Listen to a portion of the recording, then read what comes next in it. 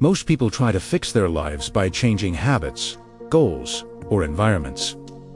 Carl Jung said this is backwards. Your adult life is not broken because of what you're doing now. It's broken because of what you never healed. Then, Jung believed that every adult carries a child inside them, not metaphorically, but psychologically. This is the inner child. And when it is wounded, it silently controls your choices, reactions, and relationships. You don't overreact because you're dramatic. You overreact because an old wound is being touched. You don't fear abandonment because you're insecure. You fear it because you learned early that love was unstable. You don't sabotage success because you're lazy. You sabotage it because part of you believes you don't deserve safety. According to Jung, whatever is not made conscious will be lived out as fate. That means your childhood does not disappear. It repeats until it is understood. The inner child forms when emotional needs go unmet. Not just abuse, not just trauma, but silence, neglect, invalidation, being forced to grow up too early, being loved conditionally. The child adapts by creating survival strategies, people-pleasing, perfectionism, emotional shutdown, hyper-independence, fear of intimacy. These strategies once kept you safe, but now they keep you trapped. Jung called this the shadow of the child, the part of you that learned to hide pain to survive. And here's the brutal truth. You cannot outgrow the inner child by ignoring it. You cannot discipline it away. You cannot be logical enough to silence it. The inner child does not respond to logic. It responds to safety. This is why healing feels so difficult, because it requires slowing down, and the wounded child learned that slowing down was dangerous. Healing the inner child does not mean reliving the past. It means changing your relationship with it. The first step is recognition.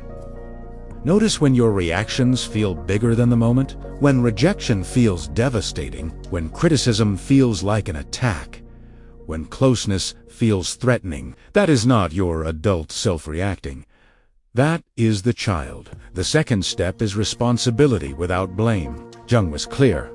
Understanding the wound does not mean excusing destructive behavior.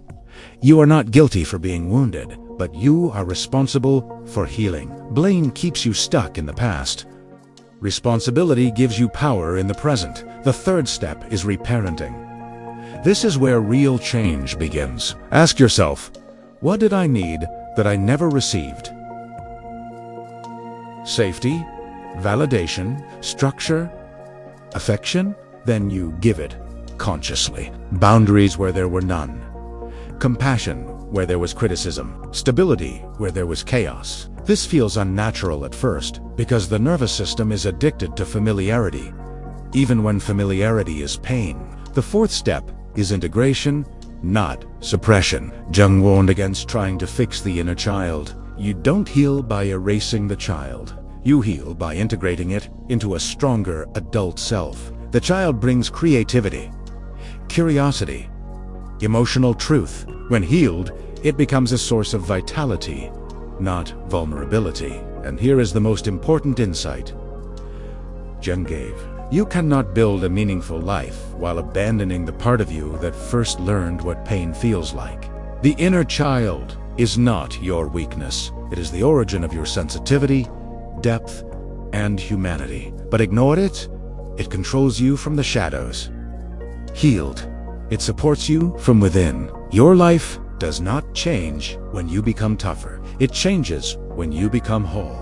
And wholeness begins the moment you stop running from the child you once were. If this helped you understand yourself at a deeper level, follow for more Carl Jung, psychology, and philosophy that doesn't lie to you.